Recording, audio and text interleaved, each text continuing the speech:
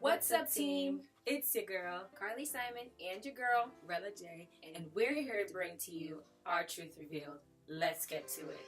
So today, in news and reviews, we are going to be talking about the tragedy that happened in Charleston, South Carolina on June 17th, 2015 at approximately 9 p.m. And we would like to celebrate and honor the lives of those that were lost. And their names are Clementia Pickney, Tywanza Sanders, Sharonda Singleton, Myra Thompson, Ethylee Lance, Cynthia Hurd, Daniel L. Simmons Sr., D. Payne Middleton, Dr. Susie Jackson.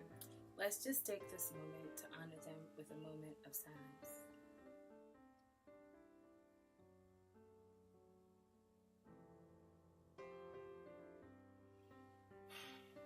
Thank you. How do we even start to talk about this situation that happened on that night? I don't even know where to begin. Do you? In an event allegedly to start a race war, because, this is just speculation at this point. This young man sat in a church for an hour listening to their Bible study and killed them.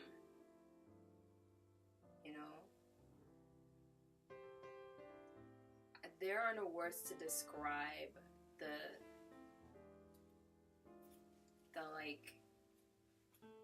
hurt and the anger. There's no way you can walk into a church with that intent and come out with your plan.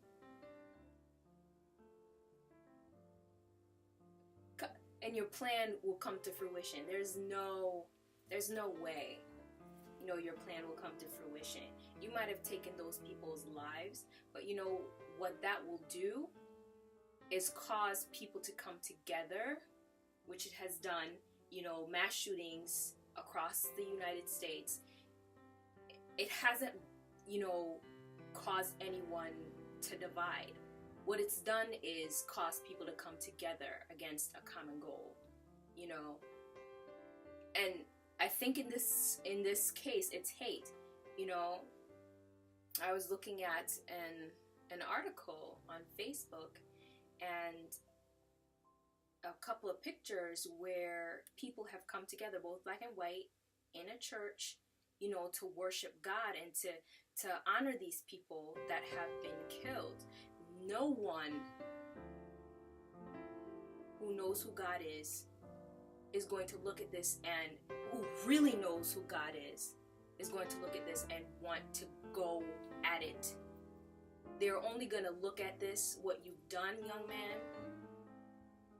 They're only going to look at it and want change. They're only going to look at it and want to make a difference. I don't even want to mention his name, and I don't think from this point anyone should mention his name, because what he wanted was recognition. What he wanted was some people to call his name and say, oh yeah, he was the one that actually started this. He was the one, this guy's the one that, made all of this possible. No, you don't get that kind of power. You don't get that kind of glory. The devil is a liar, and the truth is not in him. And he's a lie in you, young man. I think for me, because I've said it, I think I said it in a few vlogs that I'm a news junkie, a politics junkie, right? So if I didn't say it, I probably edited it out, so we didn't get to see that. But I'm going to say something that might come across as a little weird to some people, or just the people in general, particularly my people that look like me, black folk. But when I look at him, much like I look at anybody else that has been murdered, black or white, but particularly young people, because in my leadership role at my church, being an assistant youth pastor, I tend to look at young people, and when I look at them, I see children. And even the kids now that, call them kids, even the young adults now that are graduating from high school and going off to college, I still look at them as children. And when I look at Dylan, really, when I look at him, I see a baby. I am moved with such compassion for him that I wonder, where did your mind disappear to?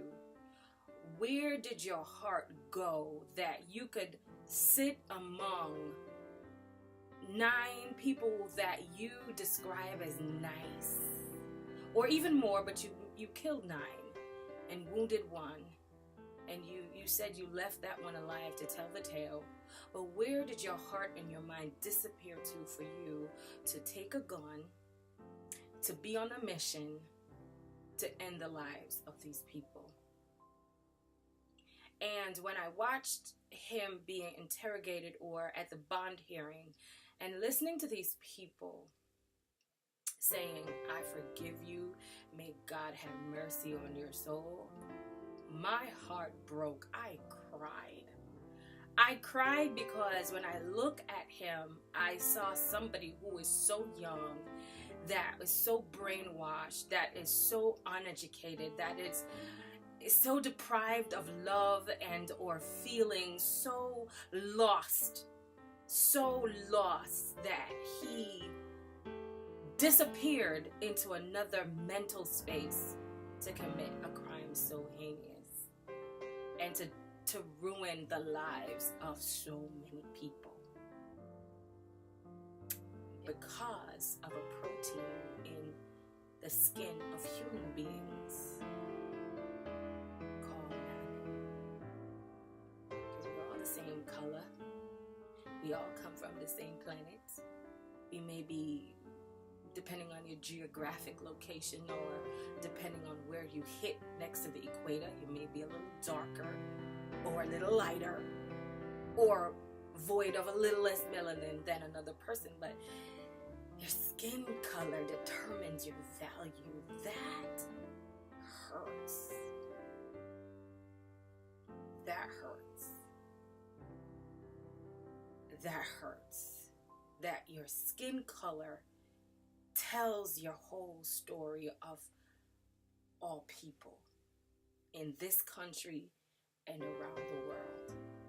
The color of your skin. It is around the world, but I think it's far more prevalent in this country. You know, in terms of yes, just as much as there's progress, there really isn't. There really isn't that much progress, because the same things that we encountered in the 30s, in the 60s, in the 70s, the same things that we encountered in those days, we're encountering it now. Now, we didn't see it as much in the 80s and in the 90s. It wasn't because it wasn't happening. It was just because it wasn't being reported. It was because it was being covered up. It was because it was being pushed aside as if it didn't matter. These people's lives didn't matter. These things were happening. They just weren't being televised or covered or seen as important. The reason it's being covered, or even now, or people are finding out, I'm just grateful for the outpouring of love and the outpouring of solidarity, togetherness. Yes, exactly. Solidarity. People are not being pushed apart. Your aim, devil, your goal, it wasn't fulfilled. It's the wrong. You chose the wrong place. You chose the wrong place. You can't place. go in a church and expect that division. You were going to divide, especially during a prayer meeting. You went to a prayer meeting and a Bible study. You weren't going to do it. You weren't. Come on, bro. You weren't going to do it. Come on. In Jesus' name, you weren't going to do people. it. But, okay, we're going to end this video with a poem. I am not my skin. Even though the skin is the house that I am in, I am more. I am birthed from the sum of a man and the sum of a woman and the breath of a God who saw purpose in me. I am the child of a king who cares only that I love, a king who loves my skin, a king who said, "You are fearfully and wonderfully made," and I believe him. What is a man that I should wait for him to behold my worth? What is a man that I should look to him for the measure of beauty? Is he without fault? Is he without sin? Is he without blemish? What is he that I should be mindful of him? Pretty petty of a man to use skin as a means to an end, where hate is planted and seeds of corruption and injustice is rampant, where seeds of mistrust and fear, your real enemy, is left to grow into huge corporations of exclusivity. I, who is more than my skin, will insist on being a gardener who not only has a light, but the tools to uproot the trees within the system. I will insist on chopping down the ones that are centuries old because they are no longer of value. They are dead, and the brown earth is ready to rest. I am not my skin. We dedicate and honor this to the 9 people of